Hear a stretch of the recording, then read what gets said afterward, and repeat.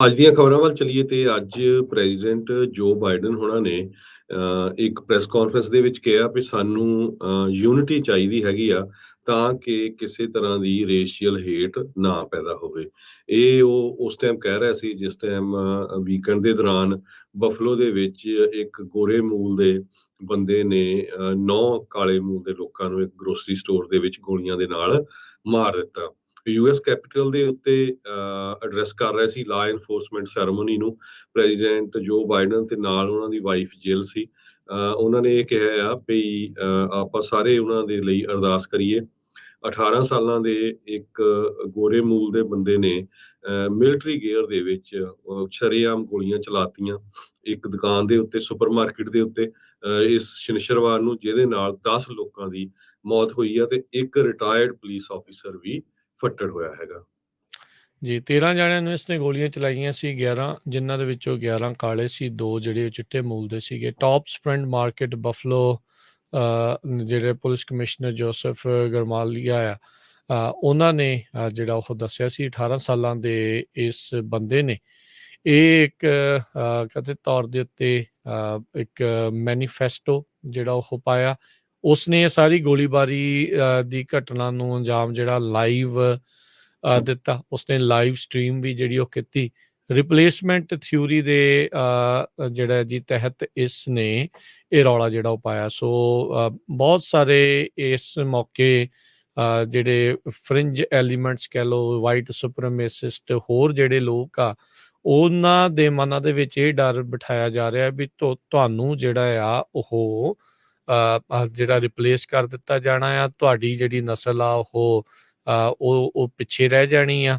ਤੇ ਉਹਦੇ ਕਰਕੇ ਇਸ ਦੇ ਮਨ ਦੇ ਵਿੱਚ ਇਹ ਜ਼ਹਿਰ ਸੀਗਾ, ਇਸ ਦੇ ਮਨ ਦੇ ਵਿੱਚ ਇਹ ਸੀਗਾ ਨਸਲੀ ਜਿਹੜਾ ਭੇਦਭਾਵ ਸੀਗਾ, ਜੋ ਕਿ ਹਥਿਆਰ ਦੇ ਰੂਪ ਦੇ ਵਿੱਚ ਬਾਅਦ ਚ ਉਸਨੇ ਗੋਲੀ ਕਾਂਡ ਨੂੰ ਅੰਜਾਮ ਦਿੱਤਾ। ਸੋ ਇਸ ਬੰਦੇ ਨੂੰ ਅੱਤਵਾਦੀ ਕਿਹਾ ਜਾ ਸਕਦਾ ਹੈ ਵੀ ਸਿੱਧੇ ਤੌਰ ਦੇ ਉੱਤੇ ਵੀ ਦੂਜੇ ਨਸਲ ਦੇ ਲੋਕਾਂ ਨੂੰ ਮਾਰਨ ਦੇ ਇੱਛਾ ਦੇ ਨਾਲ ਹੀ ਉਸ ਮਾਰਕੀਟ ਦੇ ਵਿੱਚ ਜਾ ਕੇ ਉਸਨੇ ਜਿਹੜੀਆਂ ਅੰਨ੍ਹੇਵਾਹ ਜਿਹੜੀਆਂ ਗੋਲੀਆਂ ਚਲਾਈਆਂ ਹੈਗੀਆਂ। ਸੋ ਇਹ ਜਿਹੜਾ ਮੈਨੀਫੈਸਟੋ ਸਸਪੈਕਟ ਨੇ ਜਿਹੜਾ ਉਹ ਸ਼ੇਅਰ ਕੀਤਾ ਸੀਗਾ ਤੇ ਕਿਸ ਤਰੀਕੇ ਦੇ ਨਾਲ ਗੂਗਲ ਡਾਕੂਮੈਂਟਸ ਦੇ ਉੱਤੇ ਕਹਿੰਦੇ ਵੀ ਵੀਰਵਾਰ ਨੂੰ ਇਸਨੇ ਸ਼ੇਅਰ ਕੀਤਾ ਸੀ। ਇਸ ਤੋਂ ਪਹਿਲਾਂ ਵੀ ਹਰਜੋਤ ਸਿੰਘ ਜੀ ਹੁਣ ਖਬਰ ਜਿਹੜੀ ਇਹ ਆ ਰਹੀ ਆ ਵੀ ਇਸ 18 ਸਾਲਾਂ ਦੇ ਹਥਿਆਰੇ ਨੇ ਸਕੂਲ ਦੇ ਵਿੱਚ ਵੀ ਆਪਣੇ ਸਾਥੀ ਜਿਹੜੇ ਆ ਨਾਲ ਪੜ੍ਹਦੇ ਵਿਦਿਆਰਥੀਆਂ ਦੇ ਉੱਤੇ ਸ਼ੂਟ ਕਰਨ ਦੀ, ਉਹਨਾਂ ਨੂੰ ਗੋਲੀ ਚਲਾਉਣ ਦੀ ਧਮਕੀਆਂ ਜਿਹੜੀਆਂ ਆ ਉਹ ਪਹਿਲਾਂ ਵੀ ਦਿੱਤੀਆਂ ਸੀ, ਪਰ ਉਸ ਦੇ ਬਾਵਜੂਦ ਵੀ ਇਸ ਦੇ ਉੱਤੇ ਕੋਈ ਬਹੁਤਾ ਕਹਿ ਲਓ ਵੀ ਕਾਰਵਾਈ ਵਗੈਰਾ ਨਹੀਂ ਹੋਈ। ਪੁਲਿਸ ਅਧਿਕਾਰੀ ਜਦ ਇਸ ਦੇ ਬਾਰੇ ਕਹਿ ਰਹੇ ਸੀ, ਉਹਨਾਂ ਨੇ ਕਿਹਾ ਵੀ ਸਾਨੂੰ ਇਸ ਦੇ ਬਾਰੇ ਕੁਝ ਵੀ ਨਹੀਂ ਸੀ ਪਤਾ। ਪੇਟਨ ਗ੍ਰੈਂਡਨ ਜਿਹੜਾ ਆ ਗੈਂਡਰੋਨ ਜਿਹੜਾ ਆ ਕੌਂਕਲਿਨ ਦਾ ਰਹਿਣ ਵਾਲਾ ਨਿਊਯਾਰਕ ਦਾ ਸੀਗਾ। ਹੁਣ ਇਸ ਨੂੰ ਜਲਦ ਹੀ ਅਦਾਲਤ ਵਿੱਚ ਲੈ ਕੇ ਜਾਇਆ ਜਾਊਗਾ, ਪੇਸ਼ ਕੀਤਾ ਜਾਊਗਾ। ਸੋ ਫਸਟ ਡਿਗਰੀ ਮਰਡਰ ਦੇ ਜਿਹੜੇ ਚਾਰਜਿਸ ਆ ਉਸ ਦੇ ਵਿੱਚ ਆਉਣਗੇ। ਸੋ ਹੁਣ ਦੇਖੋ ਹਰਜੋਤ ਸਿੰਘ ਜੀ, ਇਸ ਤਰੀਕੇ ਦਾ ਜਿਹੜਾ ਮੈਨੀਫੈਸਟੋ, ਇਸ ਤਰੀਕੇ ਦੀ ਜਿਹੜਾ ਭੇਦਭਾਵ ਤੇ ਇਸ ਤਰੀਕੇ ਦੀ ਨਫ਼ਰਤ ਇੱਕ ਜਿਹੜੀ ਕਮਿਊਨਿਟੀ ਦੇ ਤੌਰ ਦੇ ਉੱਤੇ ਉਸ ਦੇ ਵੱਲ ਨੂੰ ਜਿਹੜੀ ਇਸਨੇ ਜਿਹੜੀ ਰੱਖੀ ਆ, ਉਸ ਦਾ ਖਾਮਿਆਜ਼ਾ ਲੋਕਾਂ ਨੂੰ ਆਪਣੀ ਜਾਨ ਦੇ ਨਾਲ ਜਿਹੜਾ ਉਹ ਹੁਣ ਦੇਣਾ ਪਿਆ ਆ। ਉਹ ਤਾਂ ਹਰਜੋਤ ਸਿੰਘ ਜੀ ਗੱਲਾਂ ਹੁੰਦੀਆਂ ਵੀ ਇਸ ਉਮਰ ਦੇ ਵਿੱਚ ਨਿਆਣਿਆਂ ਦੇ ਹੱਥਾਂ 'ਚ ਕਿਤਾਬਾਂ ਹੋਣੀਆਂ ਚਾਹੀਦੀਆਂ ਆ, ਪਰ ਦੇਖੋ ਇਹਦੇ ਦਿਮਾਗ ਦੇ ਵਿੱਚ ਕੀ ਜਿਹੜਾ ਉਹ ਪੈ ਚੁੱਕਾ ਸੀਗਾ। ਇੰਨੀ ਜਿਹੜੀ ਹੇਟ ਇਸ ਦੇ ਦਿਮਾਗ ਦੇ ਵਿੱਚ ਆ ਚੁੱਕੀ ਸੀ ਵੀ ਉਸਨੇ ਗੋਲੀ ਕਾਂਡ ਨੂੰ ਜਿਹੜੇ ਇਸ ਨੂੰ ਅੰਜਾਮ ਦਿੱਤਾ। ਜੀ ਬਿਲਕੁਲ।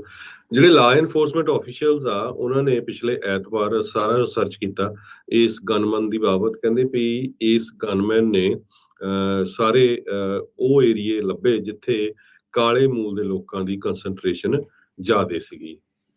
ਸੋ ਜਿਹੜੇ ਨਿਊਯਾਰਕ ਦੇ ਮੇਅਰ ਹੈਗੇ ਆ ਤੇ ਗਵਰਨਰ ਕੈਥੀ ਹੋਚਲ ਤੇ ਬਫਲੋ ਦੇ ਮੇਅਰ ਵਾਇਰਨ ਬਰਾਊਨ, ਉਹਨਾਂ ਨੇ ਇਹ ਕਿਹਾ ਵੀ ਸਾਨੂੰ ਸਟ੍ਰਿਕਟ ਐਕਸ਼ਨ ਲੈਣੇ ਚਾਹੀਦੇ ਆ ਫੈਡਰਲ ਲੈਵਲ ਦੇ ਉੱਤੇ ਮਾਸ ਸ਼ੂਟਿੰਗ ਦੇ ਸੰਬੰਧ ਦੇ ਵਿੱਚ। ਪਰ ਪ੍ਰੈਜ਼ੀਡੈਂਟ ਬਾਈਡਨ ਉਹਨਾਂ ਨੇ ਉਸ ਦੇ ਸੰਬੰਧ ਦੇ ਵਿੱਚ ਕੁਛ ਨਹੀਂ ਬੋਲਿਆ, ਨਾ ਹੀ ਉਹਨਾਂ ਨੇ ਜਿਹੜਾ ਗਨ ਕੰਟਰੋਲ ਐਫਰਟ ਦੇ ਬਾਰੇ ਕੋਈ ਮੈਂਸ਼ਨ ਕੀਤਾ। ਪਰ ਹਾਊਸ ਸਪੀਕਰ ਨੈਂਸੀ ਪੈਲੋਸੀ ਨੇ ਇਹ ਕਿਹਾ ਆ ਵੀ ਸਾਨੂੰ ਗਨ ਕੰਟਰੋਲ ਦੇ ਲਈ 60 ਸੈਨੇਟਰਸ ਦੀ ਜ਼ਰੂਰਤ ਹੈਗੀ ਆ। ਰਾਈਟ ਨਾਓ ਆਪਾਂ 50 ਦੇ ਉੱਤੇ ਹੈਗੇ ਆ। ਤੇ ਉਹਨਾਂ ਨੇ ਇਹ ਕਿਹਾ ਵੀ ਸਟੇਟ ਆਫ ਦਾ ਯੂਨੀਅਨ ਦੇ ਵਿੱਚ ਵੀ ਇਹ ਕਿਹਾ ਸੀ ਵੀ ਅਸੀਂ ਇਸ ਲੈਜਿਸਲੇਸ਼ਨ ਨੂੰ ਪਾਸ ਕਰਾਂਗੇ ਜੇ ਸਾਡੇ ਕੋਲ ਮੈਜੋਰਟੀ ਹੁੰਦੀ ਹੈਗੀ ਆ, ਤੇ ਅਸੀਂ ਜਦੋਂ ਤੱਕ ਇਹ ਜੌਬ ਖਤਮ ਨਹੀਂ ਹੁੰਦੀ ਤਦ ਤੱਕ ਅਸੀਂ ਨਹੀਂ ਕਿਤੇ ਵੀ ਚੱਲੇ।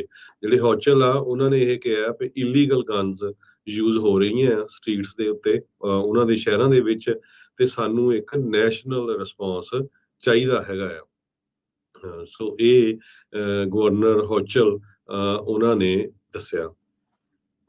ਜੀ ਬਿਲਕੁਲ। ਸੋ ਪ੍ਰੈਜ਼ੀਡੈਂਟ ਬਾਈਡਨ ਤੇ ਜਿੱਦਾਂ ਤੁਸੀਂ ਜ਼ਿਕਰ ਕੀਤਾ ਵੀ ਉਹਨਾਂ ਨੇ ਕਿਹਾ ਵੀ ਆਪਾਂ ਨੂੰ ਇਕੱਠੇ ਹੋਣ ਦੀ ਜਿਹੜੀ ਉਹ ਜ਼ਰੂਰਤ ਆ।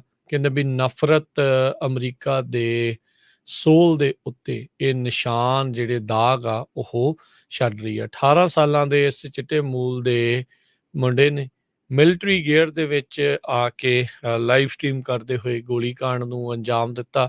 ਕਹਿੰਦੇ ਵੀ ਮਿਲਟਰੀ ਜਿਹੜੇ ਆ ਵੈਪਨਸ ਆਫ ਵਾਰ ਦੇ ਨਾਲ ਉਹ ਲੈਸ ਸੀਗਾ, ਹੇਟ ਦੇ ਨਾਲ ਉਹ ਭਰਿਆ ਪਿਆ ਸੀ, ਤੇ ਉਸਨੇ ਅੰਨ੍ਹੇਵਾਹ ਜਿਹੜੀ ਆਪਣੀ ਈਰਖਾ ਆ, ਨਫ਼ਰਤ ਆ ਇਹਨਾਂ ਲੋਕਾਂ ਦੇ ਉੱਤੇ ਜਿਹੜੀ ਉਹ ਵਰਾ ਦਿੱਤੀ। 41ਵੀਂ ਨੈਸ਼ਨਲ ਪੀਸ ਆਫਿਸਰਸ ਦੇ ਮੌਕੇ ਦੇ ਉੱਤੇ ਇੱਕ ਸੈਰੇਮਨੀ ਦੇ ਮੌਕੇ ਦੇ ਉੱਤੇ ਅੱਜ ਜਿਹੜੇ ਰਾਸ਼ਟਰਪਤੀ ਬਾਈਡਨ ਆ ਉਹ ਬੋਲ ਰਹੇ ਸੀ। ਉਹ ਕਹੇ ਵੀ ਸਾਡੇ ਦਿਲ ਇੱਕ ਵਾਰੀ ਫੇਰ ਭਾਰੇ ਨੇ, ਪਰ ਕਹਿੰਦੇ ਵੀ ਅਸੀਂ ਆਪਣੇ ਵਿਸ਼ਵਾਸ ਨੂੰ ਜਿਹੜਾ ਆ ਉਹ ਨਹੀਂ ਟੁੱਟਣ ਦੇਣਾ।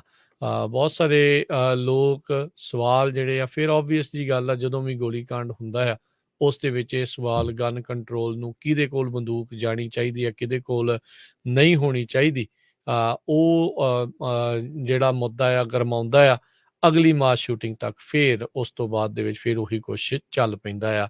ਸੋ NRA ਦੀ ਲਾਬੀ ਕਾਫੀ ਜਿਹੜੀ ਇਸ ਦੇ ਵਿੱਚ ਸਟਰੋਂਗ ਹੈਗੀ ਆ। ਬਾਕੀ ਨਾਲ ਜਿਹੜਾ ਆ ਸੈਕਿੰਡ ਅਮੈਂਡਮੈਂਟ ਉਹ ਹੈਗਾ ਆ ਰਾਈਟ ਟੂ ਬੇਅਰ ਆਰਮਸ ਦੇ ਨਾਲ ਜੁੜਿਆ ਹੋਇਆ।